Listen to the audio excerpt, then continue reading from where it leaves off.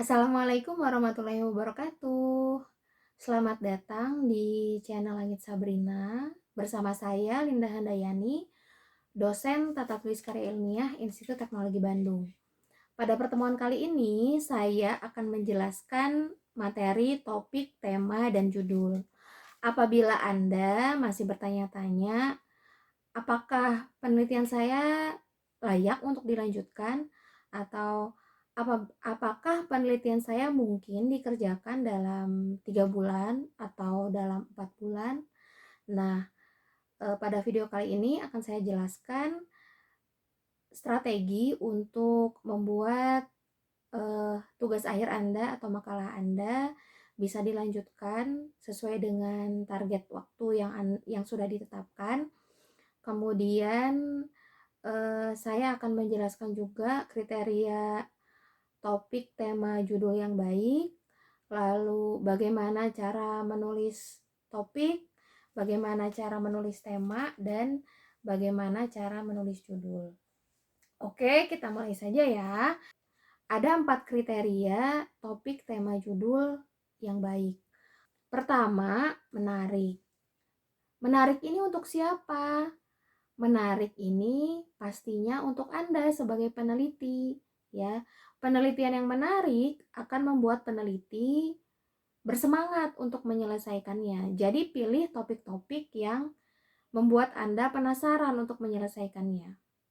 Kemudian, bagaimana agar topik tersebut menarik untuk orang lain? Silakan Anda tambahkan manfaat pada topik tersebut. Jadi tidak hanya menarik untuk Anda, tapi juga bermanfaat. Topik yang bermanfaat biasanya penting akhirnya. Jadi selain menarik, harus penting juga penelitian tersebut ya. Syarat yang kedua adalah terbatas dan terjangkau. Terbatasnya dari sisi apa? Dari sisi objek penelitian. Jadi Anda harus membatasi sejak awal akan melakukan penelitian di mana dibatasi. Akan melakukan penelitian pada berapa orang, ya, itu ciri-ciri keterbatasan sebuah penelitian. Keterbatasan penelitian juga membuat penelitian Anda fokus nantinya. Misalnya Anda ingin mengumpulkan data khusus pada satu sampel gitu ya, sampel orang, misalnya satu komunitas tertentu. Jelas komunitasnya, usia berapa, atau profesinya apa. Sejak menetapkan judul, Anda sudah harus membatasi objek penelitian ya. Kemudian terbatas juga dari sisi misalnya waktu ya. Anda perlu menetapkan penelitian yang waktunya tidak terlalu lama atau tidak melebihi jangka waktu kredit Anda begitu. Misalnya gini, Anda mengambil skripsi dalam 1 semester ya, harus Anda batasi penelitiannya ya, harus bisa terbatas gitu, harus Anda batasi penelitiannya. Oh, penelitian saya akan bisa dikerjakan sampai selesai dalam waktu 4 bulan. Misalnya 1 bulan membuat latar belakang, 1 bulan membuat bab 2 teori dasar, 1 bulan lagi mencari data, 1 bulannya lagi untuk mengolah data, misalnya seperti itu. 2 bulannya untuk apa? Misalnya Anda mengerjakannya dalam waktu 1 semester ya, 2 bulannya untuk revisi, bimbingan, dan sebagainya begitu. Jadi harus sudah dibatasi sejak awal, begitu ya. Jangan sampai misalnya Anda melakukan penelitian yang harus dikerjakan dalam waktu 2 tahun, padahal skripsi Anda batasnya hanya 6 bulan. Nah, itu akan menghambat keberlangsungan penelitian Anda gitu. Kemudian harus terjangkau. Terjangkaunya dari sisi apa? Ada beberapa hal yang perlu diperhatikan mengenai keterjangkauan ini. Pertama, terjangkau dari sisi sumber rujukan ya. Jadi usahakan ketika Anda menetapkan topik, tema, judul, Anda sudah memperhatikan saya akan merujuk buku yang mana nih gitu. Lalu penelitian terdahulu yang sudah ada dari mana saja. Misalnya diusahakan sumber rujukannya dari bahasa Indonesia ya, berbahasa Indonesia agar Anda lebih mudah untuk mengutip begitu. Atau eh, maksimal misalnya berbahasa Inggris ya. Jangan sampai misalnya sumber rujukannya hanya ada dalam bahasa Jerman dan Anda tidak menguasai bahasa Jerman misalnya. Itu kan akan menghambat penelitian. Pastikan sejak awal sumber rujukannya terjangkau oleh Anda. Lalu kedua, usahakan penelitian Anda itu terjangkau dari sisi transportasi. Jadi kalau Anda misalnya harus melakukan observasi ya, usahakan tempat-tempat observasi tersebut terjangkau, bisa didatangi gitu ya. Kan banyak tuh tempat-tempat yang memiliki keterbatasan dari sisi akses gitu ya.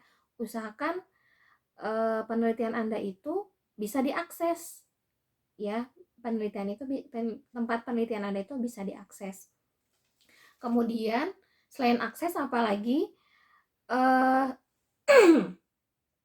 kemudian selain akses adalah transportasi menuju ke sana terjangkau oleh Anda dari sisi finansial ya. Jadi Anda bisa tuh punya ongkos ke sana gitu. Atau tiketnya terjangkau oleh Anda. Kalau Anda harus bolak-balik berapa kali, masih terjangkau. Anda masih punya dana untuk mencari data ke sana. Itu penting ya. Kemudian keterjangkauan ini juga berkaitan dengan penelitian yang eksperimen ya. Bahannya harus terjangkau. Terjangkaunya dari sisi waktu dan dari sisi finansial. Misalnya ada data nih yang Anda perlukan, tapi dia datanya itu hanya bisa keluar ya, si bahan-bahan yang ini hanya bisa keluar 6 bulan sekali, kan itu menghambat. Cari bahan-bahan yang memang cukup waktunya gitu ya, keluarnya itu cukup, bisa didapatkan dengan waktu yang cukup begitu. Kan kalau bahan-bahannya dari luar negeri dengan aturan-aturan bea cukai dan sebagainya kan sulit. Jadi usahakan bahan-bahannya pun ada di sekitar Anda.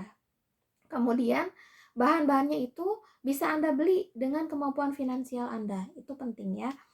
Itu keterjangkauan mungkin sampai di situ ya, terbatas dan terjangkau. Itu harus diperhatikan ketika menetapkan topik, tema, judul penelitian. Nah, syarat yang ketiga, topik, tema, judul Anda harus aktual dan faktual ya. Aktual itu apa sih? Aktual itu terkini gitu. Penelitian Anda itu baru ya, tidak basi gitu temanya. Bagaimana cara mengetahui penelitian Anda aktual? Caranya adalah dengan mencari tahu ya, bisa googling di portal Garuda kalau di Indonesia. Kalau di luar negeri mungkin Anda bisa googling di Scopus ya.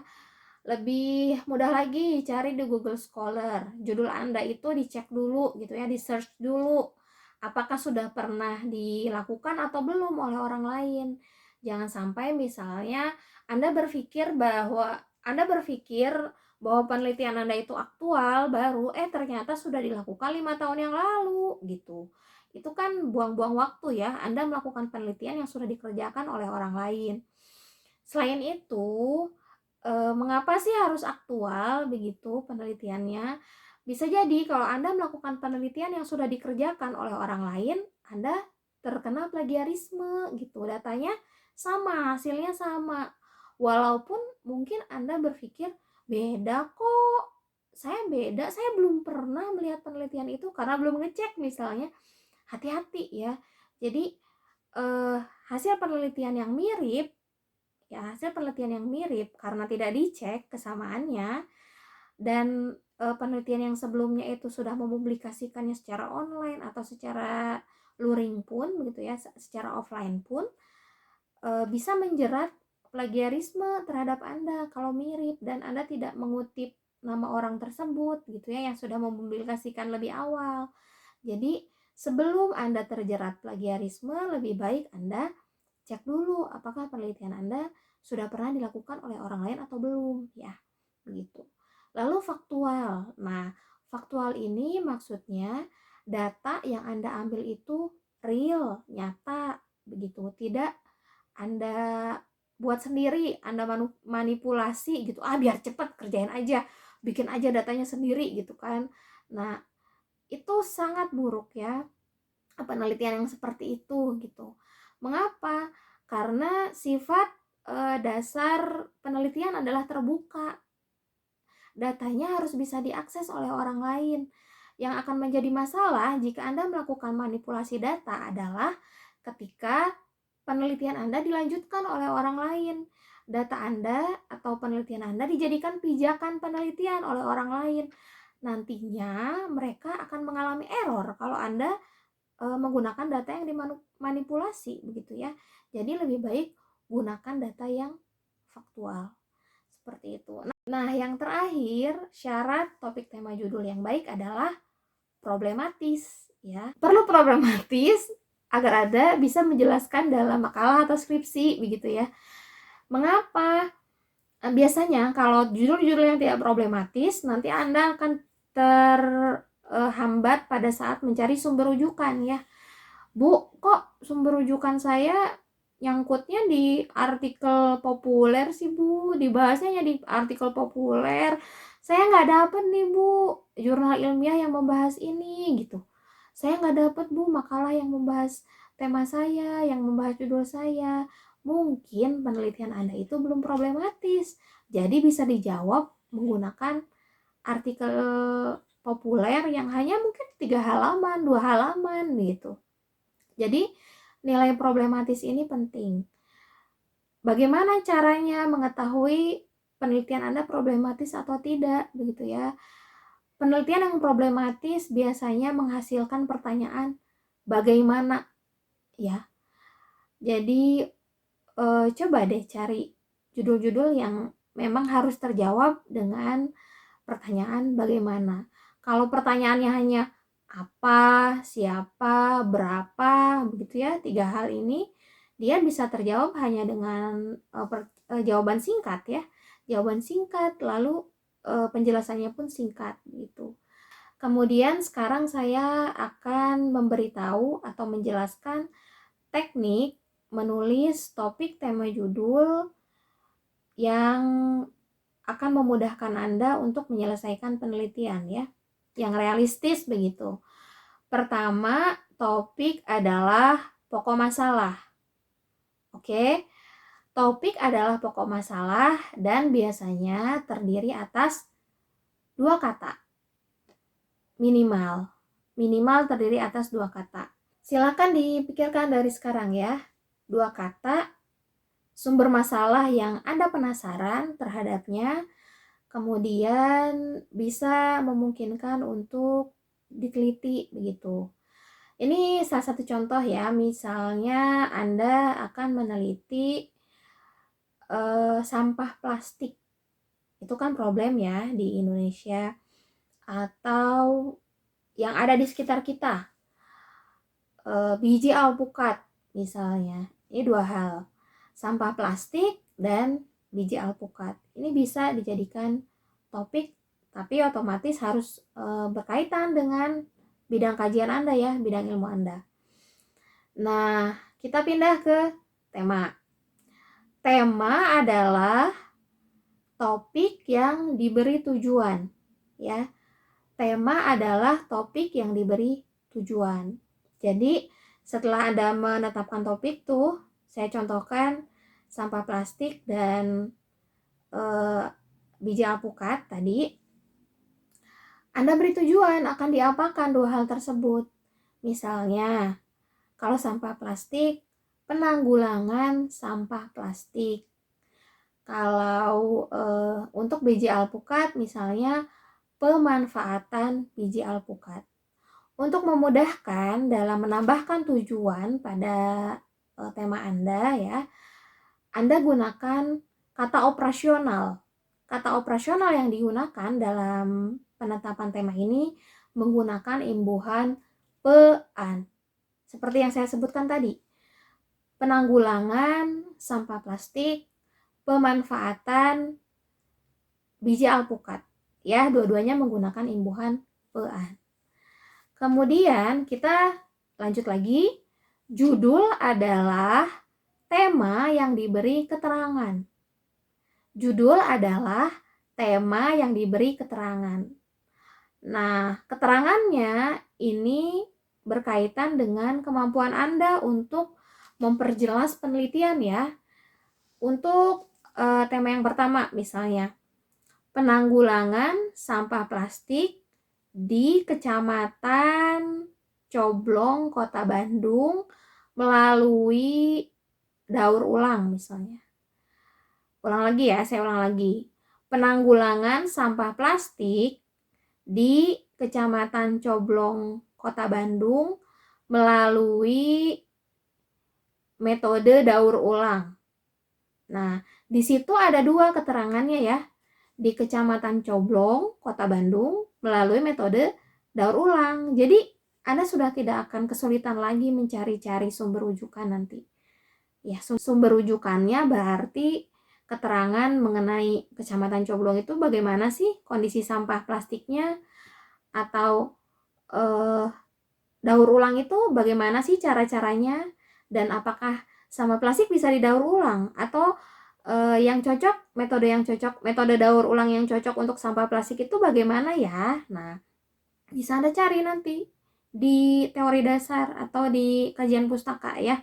Ketika membuat kajian pustaka sudah jelas gitu apa yang akan Anda lakukan. Kemudian pada tema pemanfaatan biji alpukat, misalnya pemanfaatan biji alpukat untuk membuat masker wajah bagi kulit berminyak misalnya, sudah lebih jelas lagi ya, seperti itu. Anda akan mencari tahu begitu ya cara membuat masker wajah seperti apa, lalu masker wajah yang cocok untuk kulit berminyak itu bagaimana begitu. Jadi lebih jelas penelitiannya. Nah, itu cara-cara membuat topik tema judul, dan Anda memiliki kebebasan untuk menambahkan keterangan sejelas apapun sesuai dengan keinginan Anda. Semakin jelas, semakin tajam penelitian Anda, semakin mudah Anda mengerjakannya, dan semakin mungkin diselesaikan dengan waktu yang sesuai dengan target yang Anda lakukan, yang Anda miliki, begitu ya. Seperti itu. Sekian dulu dari saya mengenai topik tema judul. Bila ada pertanyaan, silakan disampaikan di kolom komentar. Kita bertemu lagi pekan yang akan datang. Yang perlu diingat adalah penelitian yang baik adalah penelitian yang selesai. Wassalamualaikum warahmatullahi wabarakatuh.